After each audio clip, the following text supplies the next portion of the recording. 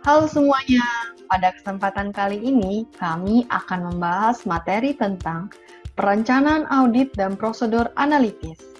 Di sini saya, Grace Stefani Herman, NIM 1821009 dengan teman saya, Agnes Monica, NIM 1821040. Kami dari kelas PA 401 dengan mata kuliah Pemeriksaan Akuntansi 1. Dengan dosen pengampu Dr. Haja Mutiara Maimuna, Sarjana Ekonomi, Magister Sains, Akuntan, Charter Accountant, bersertifikat konsultan pajak, Certified Public Accountant. Kami dari program studi akuntansi, Fakultas Bisnis dan Akuntansi, Universitas Katolik Musikaritas, Palembang, tahun ajaran 2020.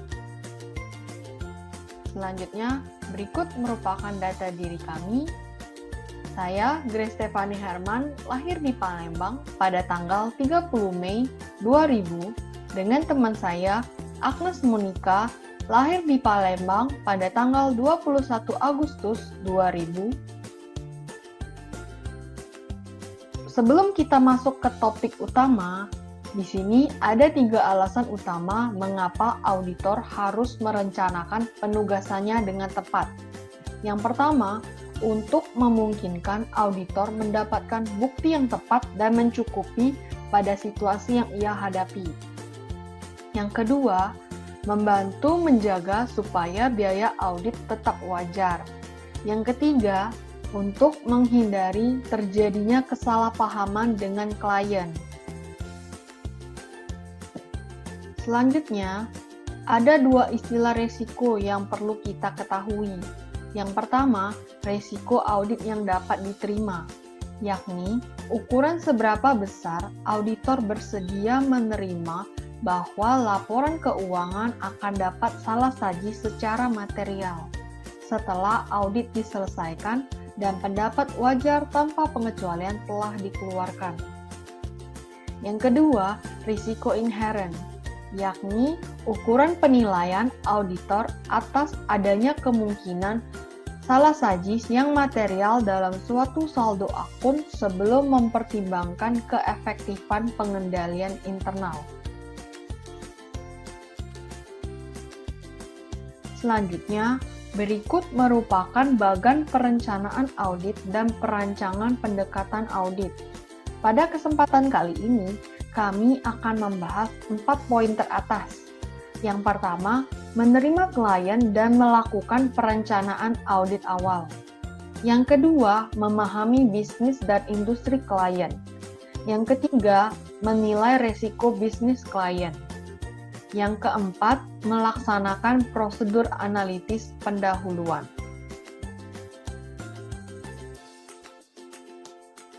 Sekarang kita masuk ke topik pertama, yaitu menerima klien dan melakukan perencanaan audit awal. Sebelumnya, ada 4 hal yang harus dilakukan dalam perencanaan audit awal. Yang pertama, auditor memutuskan apakah akan menerima klien baru atau terus melayani klien yang ada saat ini. Yang kedua, auditor harus mengidentifikasi mengapa klien menginginkan dan membutuhkan audit. Informasi ini akan mempengaruhi bagian proses perencanaan selanjutnya. Yang ketiga, untuk menghindari kesalahpahaman. Di sini, auditor harus memahami syarat-syarat penugasan yang ditetapkan oleh si klien. Yang keempat, auditor mengembangkan strategi audit secara keseluruhan, termasuk staf penugasan dan setiap spesialis audit yang diperlukan. Selanjutnya, yang pertama, menerima dan mempertahankan klien. Sebelum menerima klien baru, kebanyakan kantor akuntansi publik akan menyelidiki perusahaan tersebut untuk menentukan akseptabilitasnya. Lakukan pemeriksaan sejauh memungkinkan mengenai prospektif klien ini dalam suatu komunitas bisnis, stabilitas keuangannya, dan hubungannya dengan kantor akuntan publik sebelumnya. Untuk calon klien yang sebelumnya telah diaudit oleh KAP lain, auditor yang baru atau auditor penerus diharuskan oleh standar auditing untuk berkomunikasi dengan auditor pendahulu.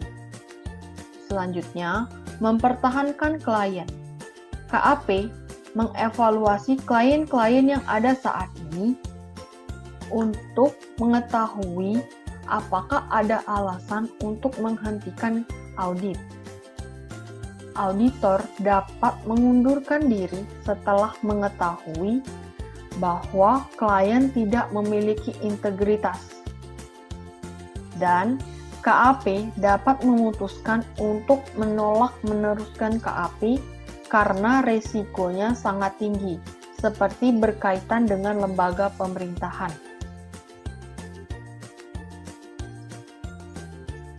Selanjutnya, yang kedua, mengidentifikasi alasan klien untuk penugasan audit. Di sini dapat kita lihat ada dua faktor yang mempengaruhi risiko audit yang dapat diterima.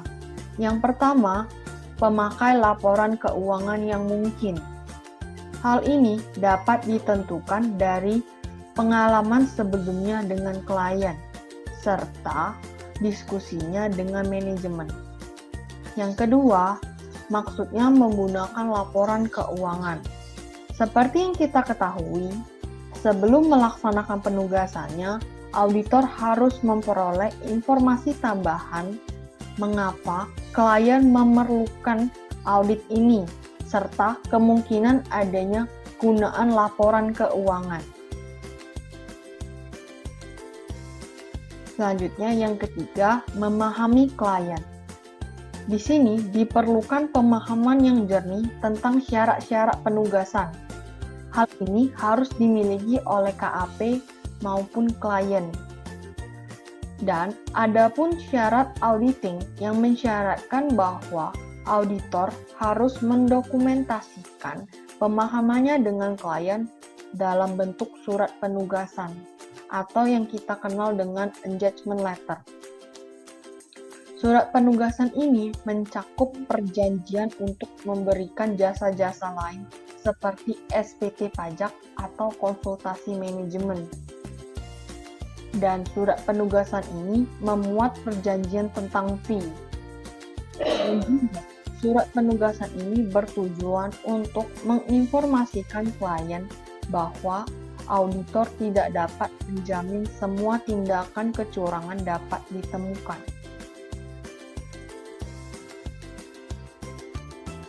Selanjutnya yang keempat, mengembangkan strategi audit secara keseluruhan.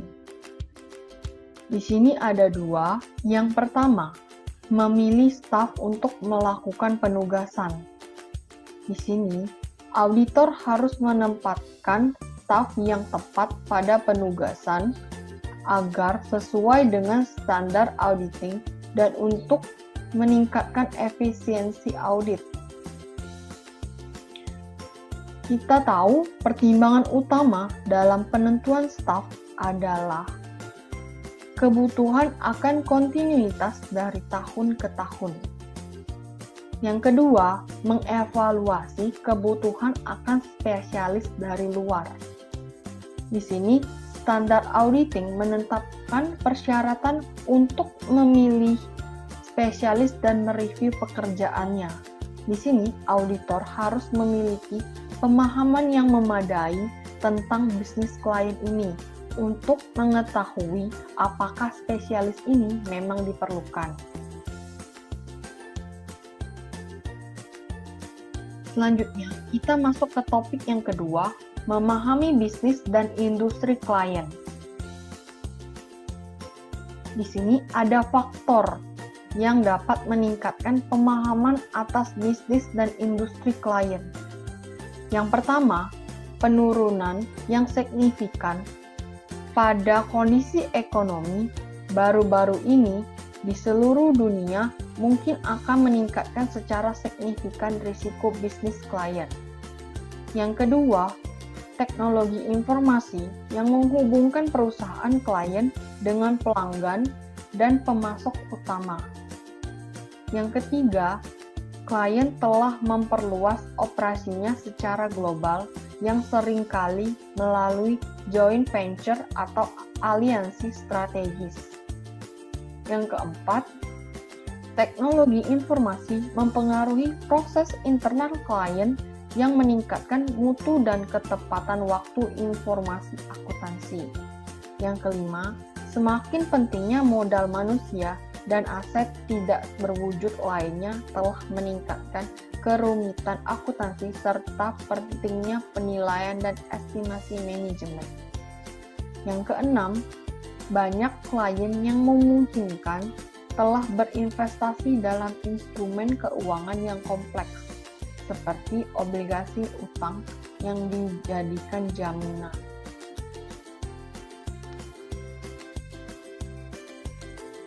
Masuk yang pertama, industri dan lingkungan eksternal. Di sini ada 3 alasan utama untuk mendapatkan pemahaman yang baik tentang industri klien dan lingkungan eksternal.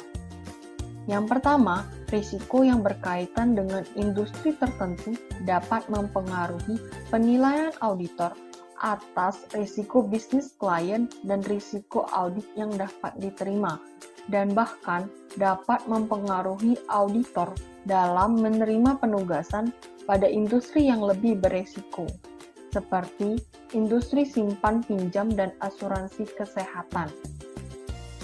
Yang kedua, risiko inheren tertentu sudah umum bagi semua klien dalam suatu industri tertentu. Yang ketiga, banyak industri tertentu memiliki persyaratan akuntansi yang unik yang harus dipahami auditor untuk mengevaluasi apakah laporan keuangan klien telah sesuai dengan standar akuntansi.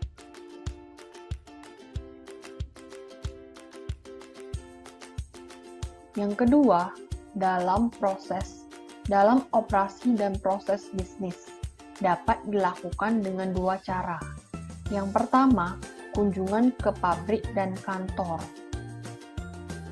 Hal ini dapat membantu auditor memperoleh pemahaman yang lebih baik tentang kegiatan bisnis klien, karena kunjungan tersebut akan memberikan kesempatan untuk mengamati kegiatan perusahaan secara langsung. Auditor juga dapat menilai pengamatan fisik aset dan menginterpretasikan data akuntansi yang berkaitan dengan aktiva, dan dapat bertemu dengan karyawan kunci. Di sini, auditor dapat lebih baik mengidentifikasi risiko inherennya. Yang kedua, mengidentifikasi pihak yang berkaitan. Pihak terkait dalam standar auditing adalah sebagai perusahaan afiliasi pemilik utama perusahaan klien, atau pihak lainnya yang bersangkutan dengan klien itu, di mana salah satu pihak dapat mempengaruhi manajemen atau kebijakan operasi pihak lain itu. Transaksi dengan pihak terkait ini bukan merupakan transaksi. Karena itu, adanya risiko bahwa transaksi tersebut tidak dinilai pada jumlah yang sama, seperti halnya transaksi dengan pihak ketiga yang independen. Karena itu, transaksi tersebut dengan pihak terkait harus diungkapkan. Semua pihak yang terkait harus diidentifikasi dan dicantumkan pada file permanen pada awal penugasan.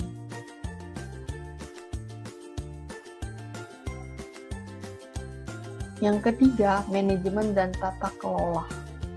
Dari segi manajemen, auditor harus menilai filosofi dan gaya operasi manajemen, serta kemampuannya untuk mengidentifikasi dan merespon risiko, karena hal ini sangat mempengaruhi risiko salah saji yang material dalam laporan keuangan. Yang kedua, dari segi tata kelola. Tata kelola perusahaan ini meliputi struktur organisasi klien serta aktivitas dewan direksi dan komite audit.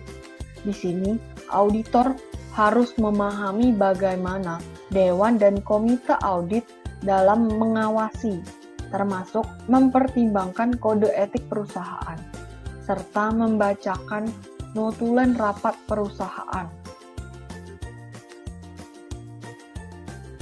Yang keempat, tujuan dan strategi. Auditor harus memahami tujuan klien yang berkaitan dengan reliabilitas pelaporan keuangan, efektivitas dan efisiensi operasi, ketaatan pada hukum dan peraturan, dan juga audit harus menguasai syarat-syarat kontrak dan kewajiban hukum lainnya. Salah satunya adalah wesel jangka panjang dan utang obligasi, serta opsi saham. Yang kelima, pengukuran dan kinerja. Sistem pengukuran kinerja klien meliputi pangsa pasar, penjualan per karyawan, pertumbuhan unit penjualan, pengunjungan ke sebuah website yang unik, yang dimana digunakan untuk manajemen mengukur kemajuan pencapaian tujuannya. Risiko inherent juga untuk salah saji laporan keuangan bisa meningkat jika klien telah menetapkan tujuan yang tidak wajar. Mendorong akuntansi yang agresif, pengukuran kinerja ini meliputi analisis rasio dan tolak ukur, atau yang kita sebut benchmarking terhadap pesaing utama. Di sini, auditor harus melakukan analisis rasio dan menghitung review klien atas rasio kinerja yang penting. Selanjutnya, kita masuk ke topik nomor 3, yaitu menilai resiko bisnis klien. Auditor harus mempertimbangkan pengendalian manajemen yang dapat mengurangi resiko bisnis dan resiko residu. Serta adapun syarat auditing yang mengharuskan tim penugasan untuk membantu membahas kerentanan laporan keuangan entitas terhadap salah saji yang material. Selanjutnya akan dibahas oleh teman saya, Agnes Monica. Baik, terima kasih. Selanjutnya, melaksanakan prosedur analitis pendahuluan. Kenapa auditor harus melaksanakan prosedur analitis pendahuluan? Nah, jawabannya, auditor melaksanakan prosedur analitis pendahuluan untuk memahami dengan lebih baik bisnis klien dan untuk menilai risiko bisnis klien.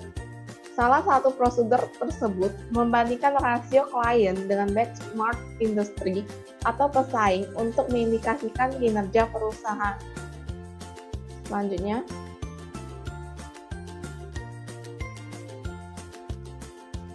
perencanaan audit. Nah, tujuan utama dari perencanaan audit adalah memahami bisnis dan industri klien yang akan digunakan untuk menilai risiko audit yang dapat diterima, risiko bisnis klien, dan risiko salah saji yang material dalam laporan keuangan. Selanjutnya,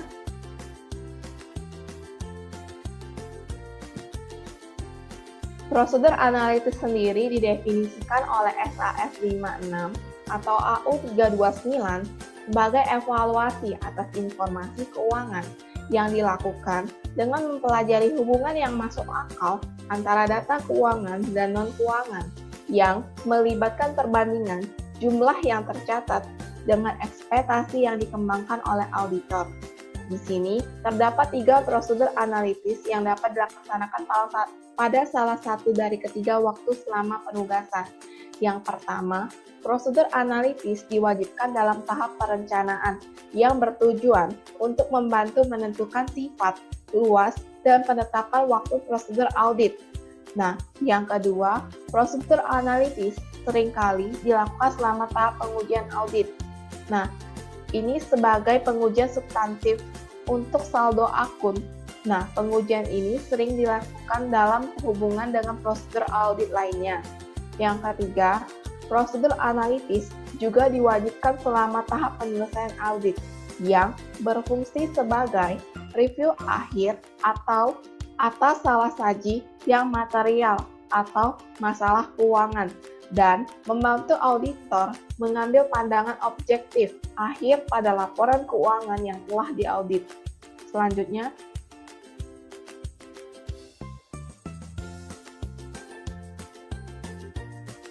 nah, berikut ini merupakan cara menggunakan prosedur analitis yang efektif.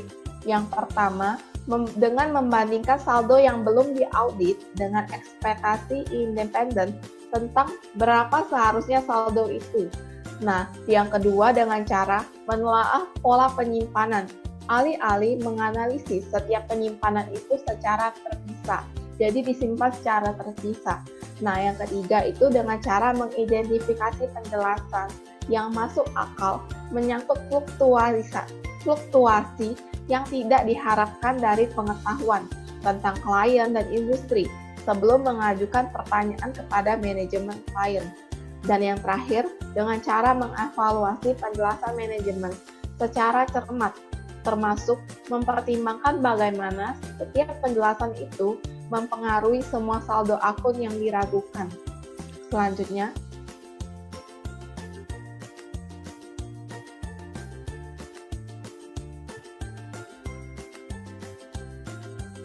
nah, berikut ini merupakan tabel penetapan waktu dan tujuan prosedur analitis. Nah, terdapat 3 tahapan.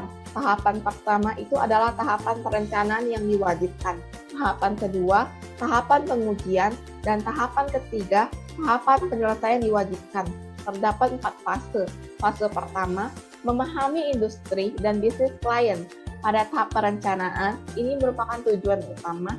Nah, pada fase kedua, menilai going concern. Pada tahap perencanaan dan tahap penyelesaian, ini merupakan tujuan sekunder. Di fase ketiga, menunjukkan kemungkinan salah saji atau pengarahan perhatian. Pada tahap perencanaan dan tahap penyelesaian, ini merupakan tujuan utama. Sedangkan pada tahap pengujian, ini merupakan tujuan sekunder. Fase yang terakhir, mengurangi pengujian yang terinci. Pada tahap pengujian, ini merupakan tujuan utama, dan pada tahap perencanaan, ini merupakan tujuan sekunder. Selanjutnya,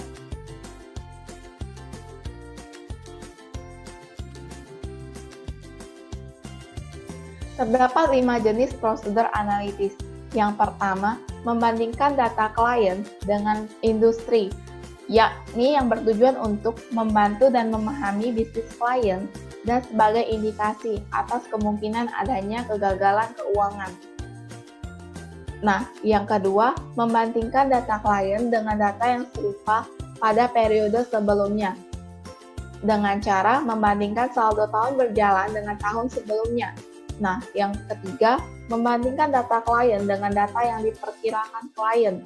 Nah, kebanyakan perusahaan menyiapkan anggaran atau budget untuk berbagai aspek operasi dan hasil keuangannya karena anggaran merupakan ekspektasi klien selama periode berjalan. Maka dari itu, auditor harus membandingkan data klien dengan data yang diperkirakan klien. Nah, yang keempat, membandingkan data klien dengan data yang diperkirakan oleh auditor yang bertujuan untuk membandingkan saldo yang lebih aktual. Nah, yang kelima itu membandingkan data klien dengan hasil perkiraan yang menggunakan data non-keuangan. Diperkirakan data non-keuangan ini dinilai lebih efektif dan lebih akurat, maka dari itu digunakan data non-keuangan.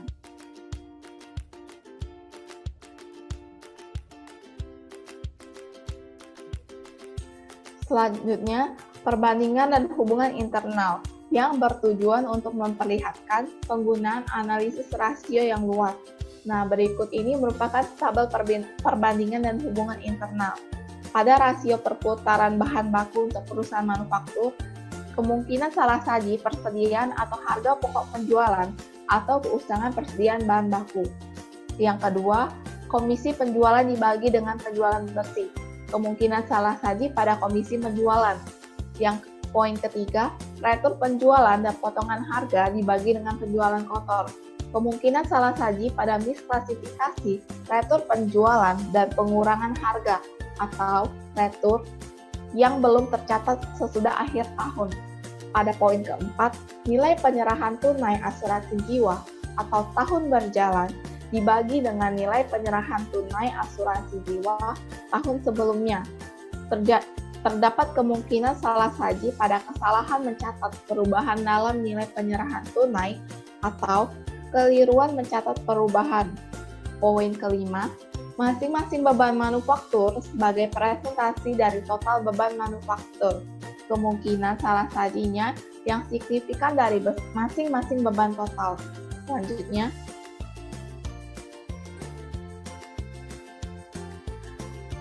rasio keuangan yang umum.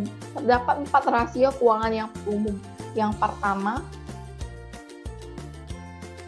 selanjutnya,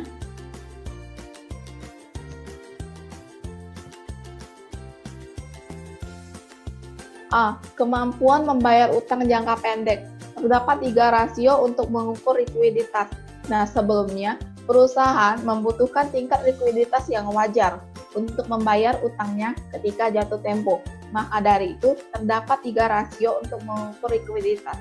Yang pertama itu ada rasio kas, yang dapat diperoleh dari kas ditambah dengan sekuritas dan kemudian dibagi dengan kewajiban lancar.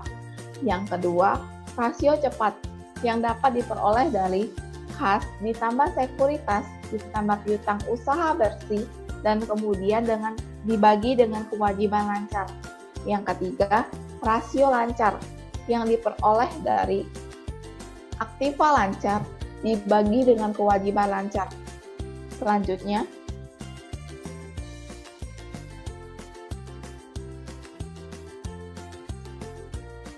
rasio aktivitas likuiditas. Jika sebuah perusahaan tidak memiliki kas dan item yang mirip dengan kas yang mencukupi untuk memenuhi kewajibannya, untuk kemampuan membayar utangnya adalah waktu yang dibutuhkan perusahaan untuk mengkonversi aktiva lancar yang kurang liquid menjadi kas. Terdapat 4 rasio untuk mengukur hal tersebut. Yang pertama, perputaran piutang usaha yang dapat diperoleh dari penjualan bersih dibagi dengan piutang kotor rata-rata. Yang kedua, jumlah hari penagihan utang 365 hari dibagi dengan perputaran piutang usaha. Yang ketiga, perputaran persediaan yang dapat diperoleh dari harga pokok penjualan dibagi dengan persediaan rata-rata. Poin keempat, jumlah dari penjualan persediaan yang dapat diperoleh dari 365 hari dibagi dengan perputaran persediaan. Selanjutnya, C. Kemampuan untuk memenuhi utang jangka panjang. Terdapat kedua rasio di bawah ini merupakan ukuran kunci yang digunakan oleh para kreditor dan investor yang bertujuan untuk menilai kemampuan suatu perusahaan apakah dapat membayar utang-utangnya. Untuk mengukur itu terdapat 2 rasio di bawah ini. Yang pertama, utang terhadap ekuitas yang dapat diperoleh dari total kewajiban dibagi dengan total ekuitas. Yang kedua, time interest earned yang dapat diperoleh dari laba operasi dibagi dengan beban bunga. Selanjutnya,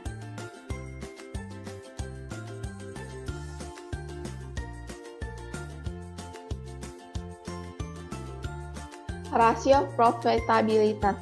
Terdapat 5 rasio untuk mengukur rasio profitabilitas. Yang pertama itu laba per saham. Laba per saham ini merupakan rasio profitabilitas yang paling umum digunakan oleh auditor, yang dapat diperoleh dari laba bersih dibagi dengan rata-rata saham biasa yang beredar. Yang kedua ada presentase laba kotor, yang dapat memperlihatkan bagian penjualan yang tersedia untuk menutupi semua beban dan laba setelah dikurangi biaya produk yang dapat diperoleh dari penjualan bersih dikurang dengan harga pokok penjualan, lalu kemudian dibagi dengan penjualan bersih. Yang ketiga, ada margin laba, Nah, margin laba ini dapat diperoleh dari laba operasi dibagi dengan penjualan bersih. Yang keempat, pengembalian atas aktiva yang dapat diperoleh dari laba sebelum pajak dibagi dengan aktiva total rata-rata. Dan yang terakhir, pengembalian atas ekuitas saham biasa yang dapat diperoleh dari laba sebelum pajak dibagi dengan dividen saham preference, lalu kemudian dibagi dengan ekuitas pemegang saham rata-rata. Baik, terima kasih. Selanjutnya. Oke, terima kasih buat teman-teman yang udah nonton video ini dari awal sampai akhir. Semoga video ini bermanfaat buat teman-teman yang lagi cari bab pemeriksaan akuntansi 1 ini. Stay safe and stay healthy. Dan juga jangan lupa untuk di-like, di-komen, dan di-subscribe. Sampai jumpa di video selanjutnya.